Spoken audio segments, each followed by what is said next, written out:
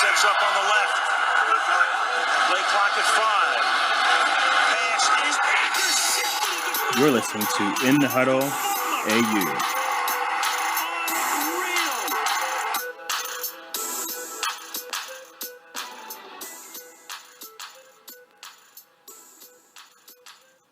Welcome to a light crew here on In The Huddle, alongside Josh. Yes. I'm Nate. Yep, thank you. And if we're lucky enough, we'll have Tommy on a bit later. He's probably sitting by the pool with a couple of bevies, huh? Well, as long as it's not too sunny, because he doesn't have the complexion to sit by the pool for too long. But shout out to Tom, and he's promised us if we're not up to scratch, he's going to call in and have his say. So stay tuned to see whether or not Tiggs gives us a call. Well, thank you for that. And what we have coming up on this week's podcast, Indy, Houston, the Eagles, the Giants, and Seattle notched their first win. Wyvers continue to dominate, and an interview with former All-Pro Jeff Jaeger. But first things first, let's get to the competition. Yes. Last week, we Thursday Night Football, our weekly competition, every Thursday night game or Friday morning for us here in Australia. We're going to run a competition, and last week we were unsuccessful, Nate. Yeah, we did have a few that tied for closest to. No one hit it right on the button. Yep. So what we've decided to do is, and this will be the last week that we do this, is roll it over for this week's Thursday night or Friday morning game. Yes, absolutely. Ravens at Steelers, obviously an interesting game without some key players, but still some key playmakers out there on the field. We're looking for the yardage totals for Justin Forsett, who hasn't been giving a whole heap of late, and Antonio Brown, who's a proven yard eater. So yard totals for Forsett and Brown. No receptions, no TDs, just total yards.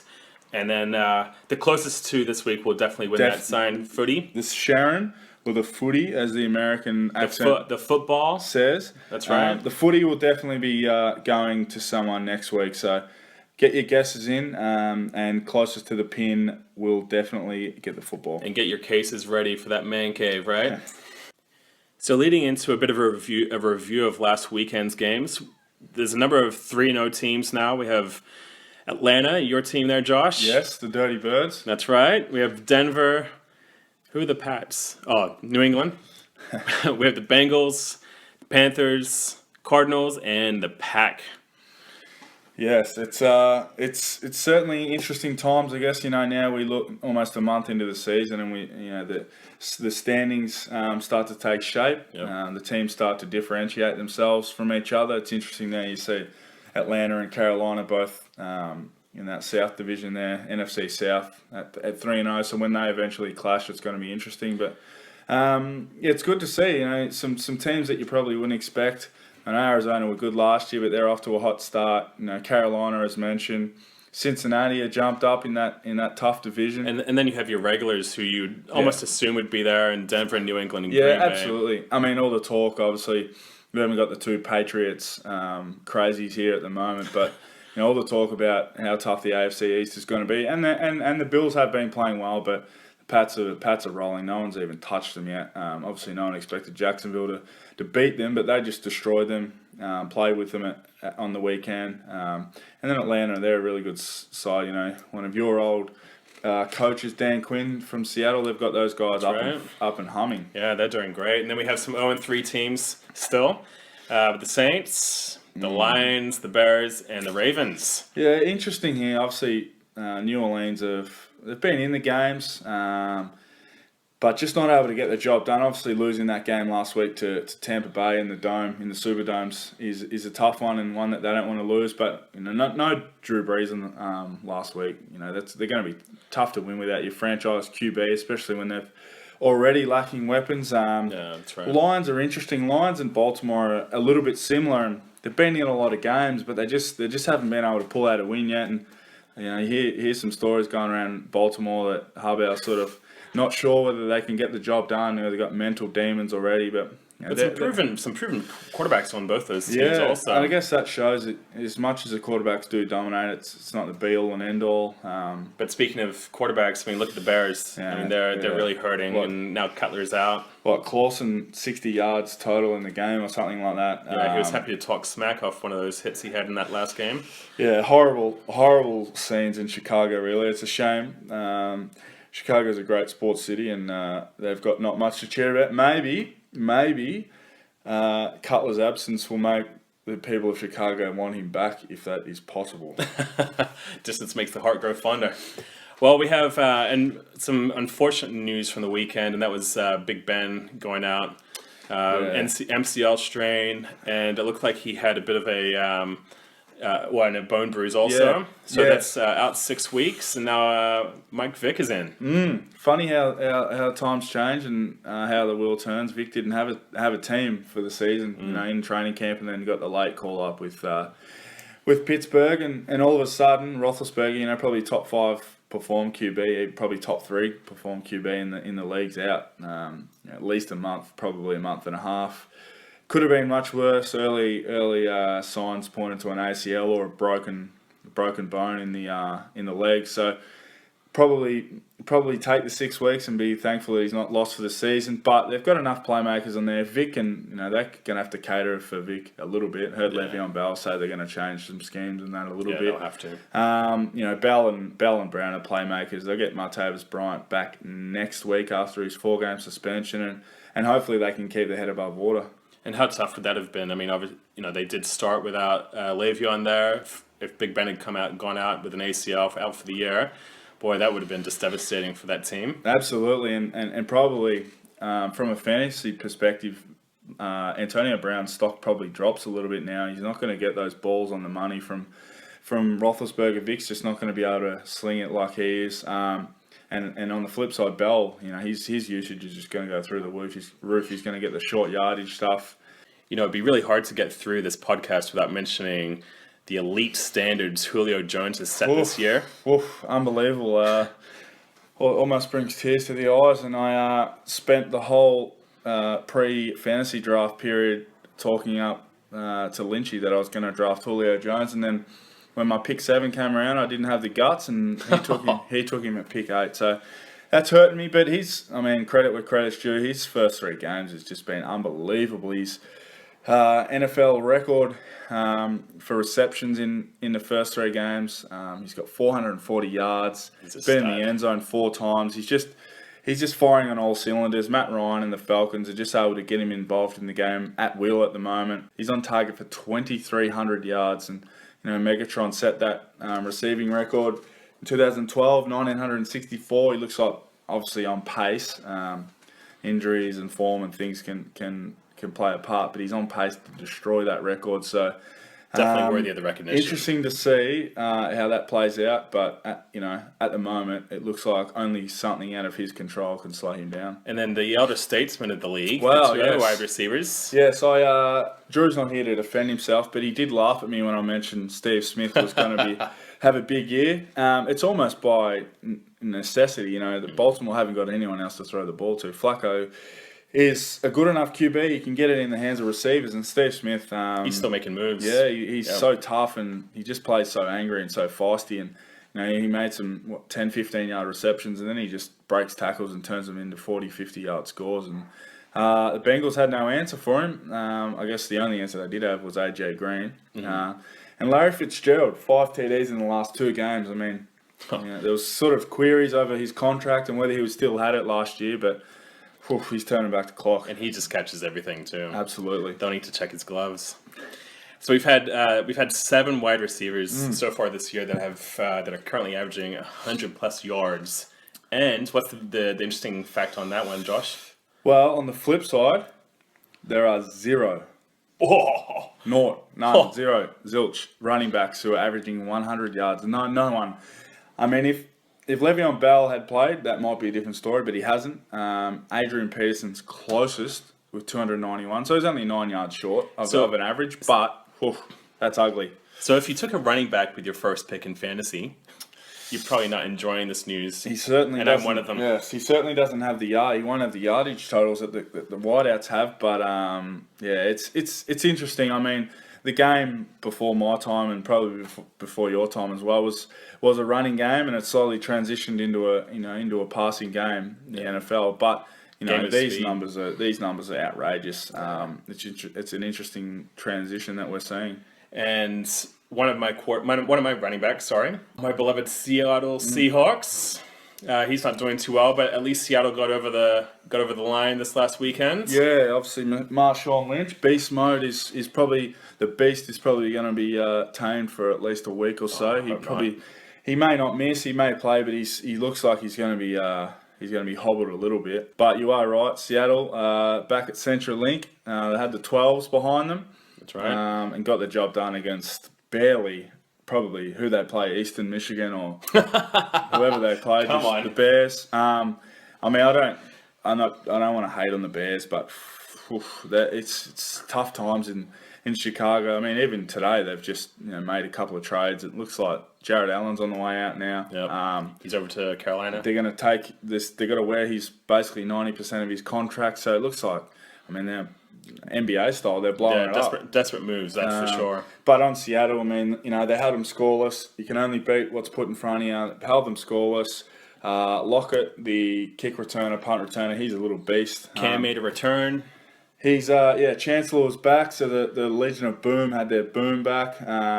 They stole St. Louis's fake punt that St. Louis used on them last year, so it was all happening at Seattle on the weekend. And how about a little bit of controversy over the weekend? And I don't know if it was brought on by himself, but Cam Newton with that not old enough call with Huckley. Yeah, the not old enough call. It's not old enough gate. Everything's something gate now. Deflate gate, spy gate, not old enough gate. So what happened was Newton scampered out of the pocket, threw the ball away, and then he thought he received a late unfair hit. And the referee his response was, "You're not old enough to get that call," allegedly. I guess that's a bit of a, having played a lot of basketball, you hear the all-star call or the veterans call. I think that may have been, I've got no doubt the ref said it. When you look at Cam's response on the film, it looks like he may have said something along those lines, and Cam certainly wasn't happy. But I mean, there's not much in it. I think it's a throwaway line, and we don't want to see the referee with the biggest arms in football get the flick. That's right, and he could probably do some damage on Cam.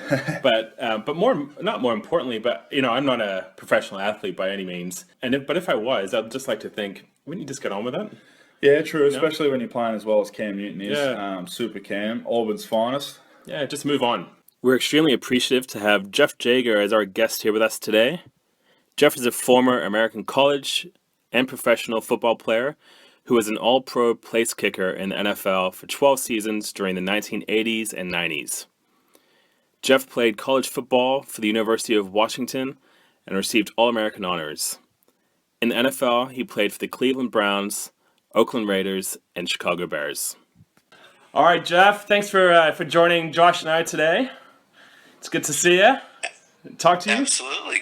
Glad to do it. The big thing for us, and I'm sure a lot of our listeners, is really just to hear about the pathway to the NFL and kind of where you started. Did you see yourself as a college prospect in high school, and kind of how things transitioned from each level as you moved up? I started playing in fourth grade, just like everybody else, and I was a decent enough player at other positions besides kicker. Growing up in high school. But, by the time I got into high school, I pretty much knew if I was going to, play in college, it would be as a kicker or a punter.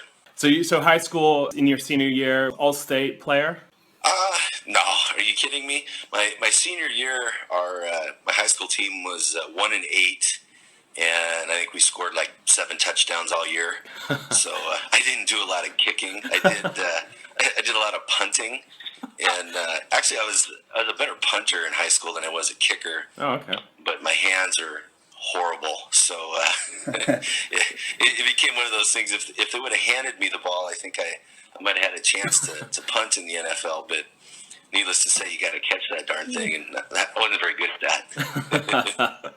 So you got done, or you're wrapping up your senior season.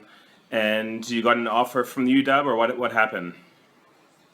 No, I didn't.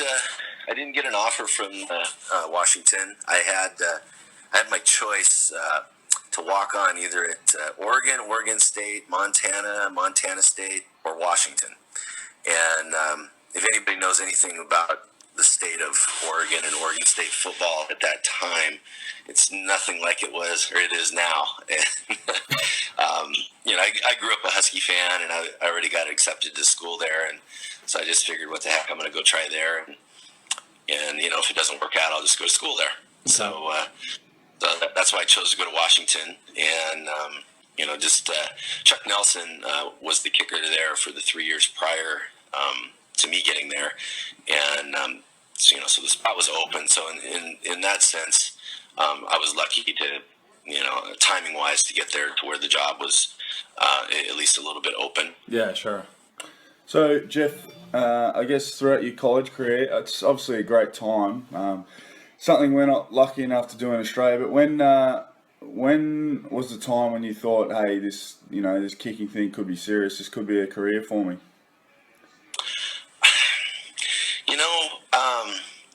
When I was in college, the Pac-10 had so many guys that played in the pros. Like getting into my junior year, I was kind of looking and like, wow, well, I'd had good games against some of these guys, and my stats were comparable, and I felt like I stacked up pretty well against them. But I think for me, you gotta realize I was a walk-on, so kind of had that in my mind where I'm like, heck, I'm just lucky to be here. Yeah. So I wasn't. I didn't immediately. I started from day one, but I sure didn't immediately start thinking about playing in the pros. By my junior year, I was starting to consider that, well, I might have a chance. Okay. And so then you would have been scouted in your senior year a little bit. And I guess, what was the path to the draft for you? Okay, for me, actually, John Lee, he was a kicker for UCLA, and he's a year older than me. And he was like the 5th pick of the 2nd round by the Cardinals, so in '86. And back then, you could kick off a tee. And he went from kicking off a tee to kicking off the ground, and just wasn't very successful. It was a big change, for all of us, back in those days, switching from the tee to kicking off the ground. It's a huge adjustment, and so he really wasn't able to do that very well. Well, so what happened is my year coming out in the draft was the first year that they invited kickers to the scouting combine. Okay. Because they wanted to actually see us kick off the ground. Yeah. So I went to the scouting combine with, I think there were about 5 other kickers, and the Browns drafted me in the 3rd round. Nice. So from there, it's off to the NFL. I guess we all know now, and you more so than anyone else, but sort of throughout your career, I don't want to fast forward too much, but were there periods where you're able to get really comfortable? You know that job security is an issue, especially in special teams. Were there long periods in the NFL where you were comfortable and you could look at buying homes and establishing yourselves in cities, or was it always rent apartments and lease cars and things like that, and not knowing what's next? I got to be honest. I think at the time you're kind of looking over your shoulder. That's we always lived. We live in Seattle now, and we've always had a house in Seattle, so we would just rent during the season wherever we were at. And so just in terms of feeling, I don't know, that job security. I'd say probably about half my career I felt pretty good about that. But let's be honest. You have a couple of bad games and miss a kick at the wrong time. They're on to the next guy, and especially look at it now. I tell you, the kickers now are they're just better than when I played. They're bigger, stronger, and man. So I think there's a lot more pressure on the guys now. Miss one kick and it's like, well, on to the next guy. Well, the pressure to perform, especially in the position that you played, you may only get one or 2 shots a game. And if you're not proving yourself, then I think to your point, you become expendable, don't you? Oh, absolutely. Kind of one of the things that, for definitely, sticks with me, like when I talk to kids about kicking, literally, if you have one kick in a game and you make it, you've had a good game. You miss it, you got to sit there and, think about it and, stew about it for a whole nother week. Yeah. So, I mean, it's pretty important to, approach every kick, as, hey, I got to have this one. Yep. And do you have any moments where you hero or zero in your game-winning kicks and things like that? Obviously, the result of that kick, winning a game or losing a game can certainly differ how you receive when you get back to the locker room. Oh yeah. I missed one. So this is 1989 when I was my first year with the Raiders. I missed one. We're down 3 and inside of 2 minutes in Philadelphia, and I missed a 42-yarder, and we lost the game. And that was, kind of that first moment of like, oh man, what do we do? And I'm sure it was in good English like that too, right? Oh man, golly shucks and she whiz. I mean, come on. Yeah. But the thing about it for me, with it being in Philadelphia, and so I got a 6-hour flight. You guys sit there and think about it, and never forget I was in the airport, just kind of walking around waiting for the plane, waiting to get on it, and Al Davis came up to me and he just said, "Hey, don't even worry about it, kid. We'll get him next week." And for me at that moment, to hear that from him, it was a big deal. Yeah. And sure enough, honestly, I had one in overtime the next week, and after that, I had a pretty good run. Yeah. Jumping back to a person you just mentioned that a few of us would have some interest in, and Al Davis. What was he like as an owner? Did you have a good relationship or much of a relationship with him? What was that like? Well, I grew up a Raider fan, so for me to get to play for the Raiders was kind of a dream come true. And looking back on Mr. Davis, very involved. Like Wednesday, Thursday are typically the longest practices of the week, and he would be there for both of those. And when I played in Cleveland and Chicago, you never saw the owners at practice. Okay. So big difference there. Very involved, very supportive. For me, I definitely owe my career to him because when I left Cleveland, I didn't really do much there. I was injured part of the time, and then when I got the chance to come to the Raiders in my first year, quite frankly, I wasn't that good. And he stuck with me, and after that, I got on a pretty good roll, and truly owe a big debt of gratitude. So Yeah. He treated me very well. I guess on a similar theme, Bo Jackson, someone us guys out in Australia have seen some stuff through documentaries, and I guess long-time football and baseball fans, but give us a bit of an insight into what sort of an athlete he was. I played 13 years in the NFL, and by far he was the most impressive athlete I ever saw. I mean, this guy could run. He could run you over. Oh, just impressive. I mean, he was like 6'1", 240, and I don't know what he ran the 40 in, 4 whatever. Yeah. But I saw him again run away from people, run people over, just flat out amazing.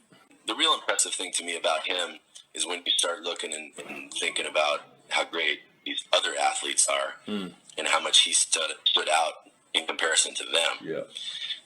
So when you start, looking at it from the perspective, it really puts it in a different light. Yeah, I bet. What's a highlight game for you? Probably, I would say my favorite highlight. So the Raiders cut me in August of '96, and then the Bears picked me up in September. And my first home game in Chicago, we were playing the Raiders, and I made 3 field goals in the fourth quarter. One with like 10 seconds to go. And I'll never forget, I was sitting there getting interviewed, on the field, and I bet I had 10 or 15 Raiders come up and pat me on the butt and say, "Hey, way to go." So that was pretty special. Yeah. What's the one accolade you're most proud of? I guess one thing for me that if I had to really think about it, I scored over 1,000 points, and I guess I'm kind of a numbers guy, so I always look at stuff like that, and I think I had like 1,008 points. I just barely got over 1,000.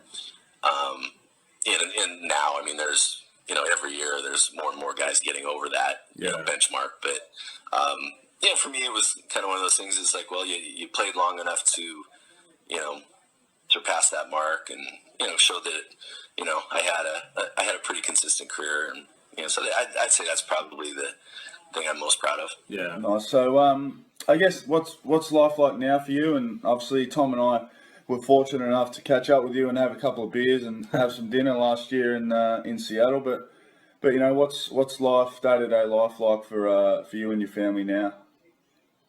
Well, I've been a realtor for 13 years. So I retired in 2000 and I've been a realtor since 2002. My wife and I are going to be married 25 years next April. Congratulations. We have two. Hey, thanks. She's very patient. We've got two daughters that are 21 and 22, and our 22-year-old's getting married next August, and our 21-year-old is starting her senior year in college. So, Angela and I are kind of having a few of those moments of like, that empty nest stuff. It's like, what do we do now? But life's good. I mean, I've been blessed. I guess if I had any complaints, it would be that my golf game isn't, what I wish it would be. But you know how that goes. Yeah. Oh, for sure. And you're still you coach kids kicking, right? You still do some of that? I do a little bit of that. I've got a couple kids right now that I work with, just on an individual basis. I've got plenty of friends that are, hey, come on out and coach special teams for our high school or something. And quite frankly, I salute those guys. I mean, the time commitment, to be an assistant coach and have a job and all those things. For me, I'm more than willing to give any knowledge I have of kicking away, because I'll never use it. Yeah. And if I can help some kids with that, but the day-to-day coaching and doing that, just let me sit down and watch the game on TV. How about I have a 6'6", 240-pound prospect for you. Sounds like a heck of a punter. Yeah, I do recall there was one in San Diego when I was with the Raiders, Darren Bennett. I remember him. Yeah, absolutely. Jeff, before we let you go here, we need some big board predictions. So, Josh, what do you think? Super Bowl pick? Yes, give us your NFC AFC champs and give us your Super Bowl winner. We'll hold you to this, so make sure you're a spot on the money. Oh man, geez, I tell you what, I'm going to be boring on the AFC and go with the Patriots. Yeah, can't fault that. No, I mean they're just a machine, and until they get beat, you got to go with them. Yep. And knowing, seeing what I've seen so far, so I guess, getting into the early season and just seeing the hole that the Seahawks have put themselves in terms of home field, I got to go with Green Bay. And I just think Aaron Rodgers he's awesome. And if he stays healthy and they get home field, good luck. Yeah, agreed. And then who's your winner? I'm just going with my heart on this one. Come on, Green Bay. He's got a Green Bay picker, huh? Hey, man, I got to go against you guys just to give you a little bit of grief. I'm not gonna lie. Well, I think Tom and Drew, who aren't here with us today, they are both big Patriot fans. So, yeah, I'm not sure that they'll be too happy to hear that, but Josh and I are. Absolutely. There you go. Yeah. No, thanks for doing this, Jeff. Oh, absolutely. That was good. We just wanted to have a bit of fun and ask some questions. Give some people a bit of an insight as to the life of. hope to talk again, and when we get into the playoffs, I'd love to hear from some of your guys' predictions. Absolutely. Keep listening. I'll let you know when we put this up. Sounds great. All right, guys. Thanks, Jeff. Bye. You bet. Talk to you soon. See ya. Here's a little fun with our podcast now, the 2-minute drill. So being just Josh and I, we're going to talk some fantasy here. So we'll do a little word association type thing. Bit. Yep. So first off, everyone is just loving Julio Jones. So give us your thoughts. Well, already mentioned it obviously, but just he deserves a second mention on the on one of the Australia's premier NFL podcasts. What can you say? He's catching the ball in the slot. He's out wide. He's got safety over the top. It doesn't matter. He's catching the ball at will. He's got the size, the speed, the hands are unbelievable. 6'3", 220. Yeah, I wrote a column, put a column up on my website today about him. He's just captured my imagination. I just had to get something out there. So take a look at Josh's blog. And chucked a little video on I found online of him breaking a world record. You got a video on the blog? Yes, embedded a video on there. That's my nice university work. degree coming back to me there. All right, CJ Anderson. Well, thank God I don't own him. He's just not getting it done. His yards per carry is just way down. For about 3 yards per carry. It's putting a lot of load on Peyton Manning and Ronnie Hillman slowly but surely. I think the same thing's happening in Cincinnati with Jeremy Hill and Bernard. Yep. I think there's a transition back to Hillman and Bernard, but I don't think that the coaches would like to name the starters. Well, Hillman's definitely looking a lot more explosive at this point in time. Absolutely. And that's what matters, right? You can't get rid of him, but you wouldn't want him on your team. Yeah, no, I do. Larry Fitzgerald and Steve Smith Sr. We've touched on him before. Matt, I mean, they're just dynamos to have as your flex wideouts. Probably not quite wideout 1 or 2s, but flex wideouts are dynamite. And they probably weren't even 6 or 7 round picks. I mean, these were later picks that people were picking up, and often probably off the waiver wire. And hopefully you didn't trade them away because they were just killing it right now. Carson Palmer and the Cards. Yeah, had some Twitter interaction. We had to mention the Cardinals. So, I mean, what can you say there? Flying. Colin Kaepernick thought he had a Cardinals jersey on the weekend. He threw 2 pick sixes in 6 minutes. But Carson Palmer's he's balling. He's hitting his receivers. Larry's obviously doing his thing as well. Actually, he's been great. Little John Brown's a massive deep threat, probably underrated. Strong defense. They're putting up 40 a game. Unstoppable. Aaron Rodgers. What can you say? Where do you start? Sat through the games, the Tuesday game, or Monday Night Football as it is in the States, and watch him just absolutely tear the Chiefs defense apart. All you got to do is give him time in the pocket. If you force him out of the pocket, it's even more trouble. Yep. 5 TDs, no picks, hasn't thrown a pick at Lambeau since 2012. Jeez. Just scoring at will in the fantasy world. He lit my side up. He's just slicing and dicing.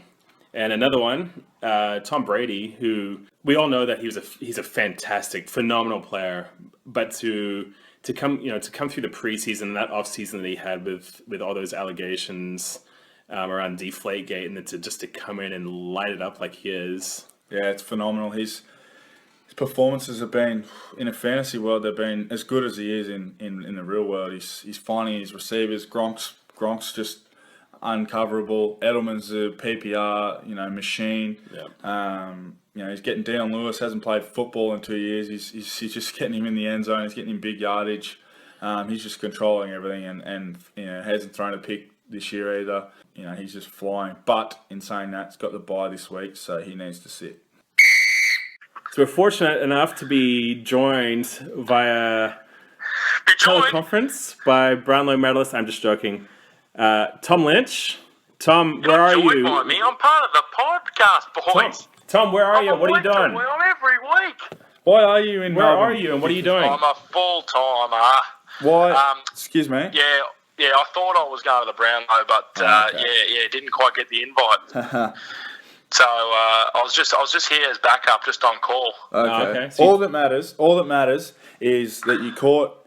I know you're on holidays and you're at home, wherever you are in the world, but all that matters is that you caught your fair share of football on the weekend. Did you or did you not see some football? Absolutely, I did. I was on the drive back to Melbourne from Adelaide, and We stayed in Horsham on the Sunday night, and I was up at 3 a.m. on Monday in my little Horsham motel watching all the games on my Game Pass. So, it was certainly an interesting weekend of footy. Well, of footy. Well, Yeah. the listeners enjoy. The listeners need some Tom Lynch in their life. So, what hit you in the face? What were the things that stood out to you from Football Sunday? There were a lot of things that stood out, Josh. There were certainly a lot of things. We'll touch on it later on. But why would I ever back the Jets in? Well, great question. 2-0. I've got carried away like everyone else. But at the end of the day, they're still the New York Jets. They got Fitzpatrick behind centre, and he just can't get the job done. I've also saw the Chargers cost me. They cost me my bet of the week. Everything else was coming through, and the Chargers cost me. I just can't work out how they get done by the Vikings. I know Nate will touch on it later, and he'll gloat. But how did they lose that one? Obviously saw Rodgers light it up today. I think someone mentioned in the media that Derek Carr's been likened to Aaron Rodgers. You guys see that? Big call. Big call, but he's certainly playing pretty well. He had a good rookie year last year, and he's thrown another couple of touchdowns this weekend, and he's got that offense moving nicely. But he's got an extra weapon there too. Yeah, he does. He does in Amari, but he's certainly making some of the other guys look pretty handy as well. But also saw my pick to win the NFC West. The Cardinals, they're on fire, aren't they? They saw are. them light it up. They are. We had some Twitter interaction, so we gave them some love. So, what do you think of the Cards? Well, I know you touched on Larry Fitzgerald, who's winding it back, but that Josh Brown's a penalty machine. He can draw a penalty on the long ball. So, if he comes up against some good defenders, he's going to get a lot of catches. He might be a little fantasy watch as well.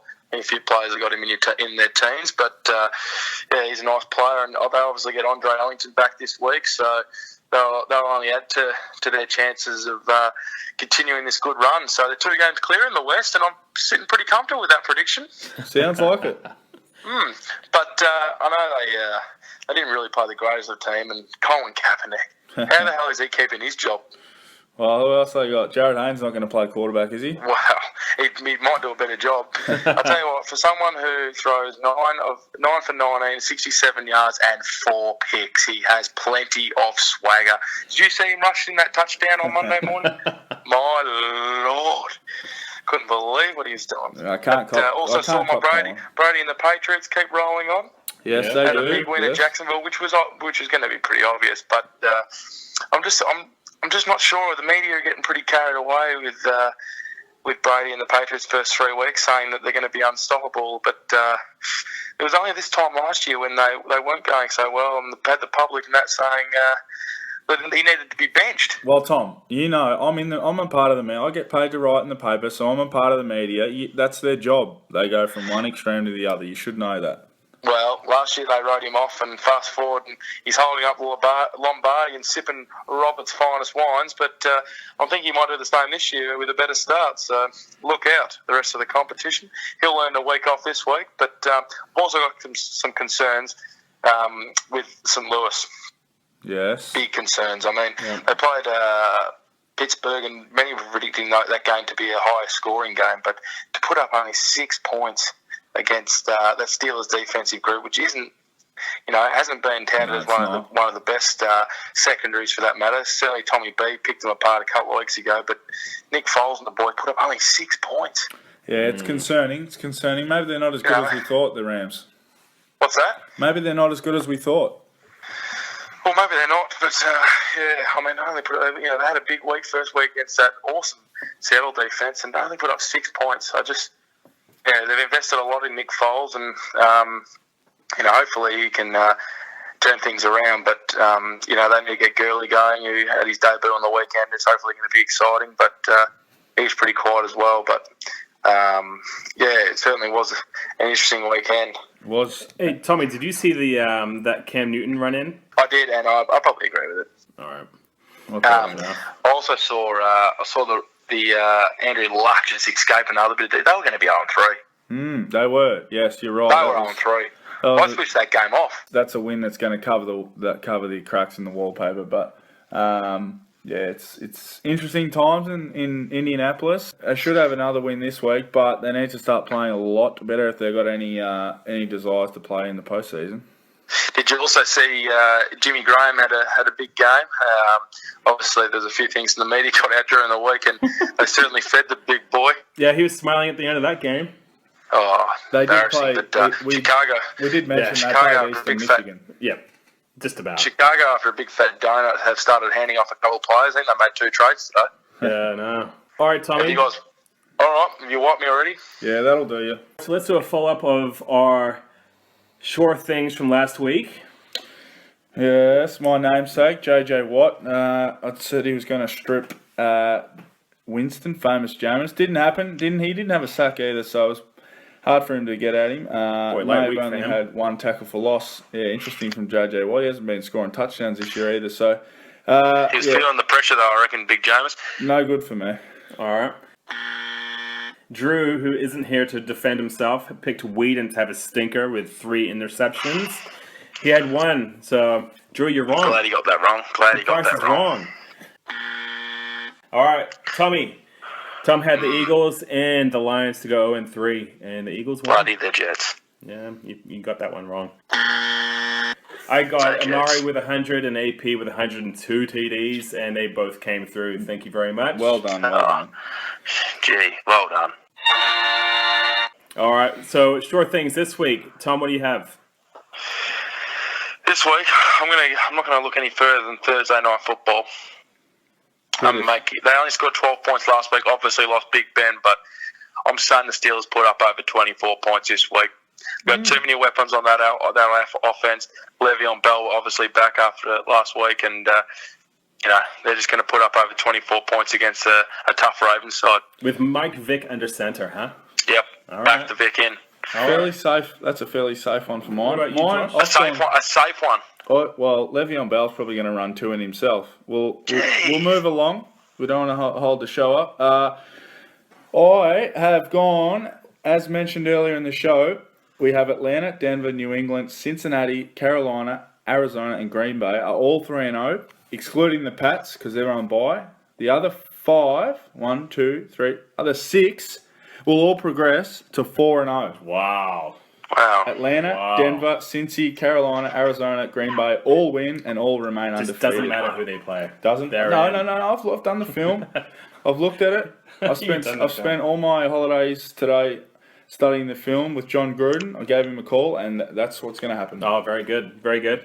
Well, I'm going to go with probably arguably the best wide receiver so far this year, and that's Julio. He's going to jump in for a light day, 125 yards and 1 TD at Houston. That's it nicely as my wide first receiver Houston. one. I'll tell you what, if we can get Julio to listen to this week's show, Well, he might be listening. he might come out and stay with us. We've given him that much love. Yeah, I think so. I'll text him. I'll Yeah. ask him. Come on, Julio. Come to Adelaide. All right, moving on. We have our pick'ems. Last week, Josh, Tom, and I all picked the Pats. We all Tick. came through. And Drew picked the Giants to beat the Skins, and he came through on that one also. Nice one, big fella. Excellent. So we all 4-0. And what are your pick'ems this week, fellas? Tommy, what have you got? I'm going to go with the Packers. I'd say they got a little bit of live kill in the 49ers this week. Great I great obliterated think them alike. before. And, just reckon they get the job done against that ordinary San Francisco side. Great minds think alike. I'm also on the cheeseheads. Go Pack, go. All right. And I have the Colts to beat the Jags at home. Just picking on the Jags. Yeah, it's hard not to. True. Allen Robinson will likely go off because I'll have him on my bench. Well, But that's all right. Let's win some money. Yeah. Let's win some money for the punters. Sounds here. good. So bets of last week. Tom had the Steelers, San Diego, the Pats, and the Giants. That didn't work. Josh, you picked the Pats, the Chargers, and the Bengals. You got 2 of the 3. Drew, you had Tampa, the Pats, the Cards, the Chiefs, and you got 2 of those. And again, I came through.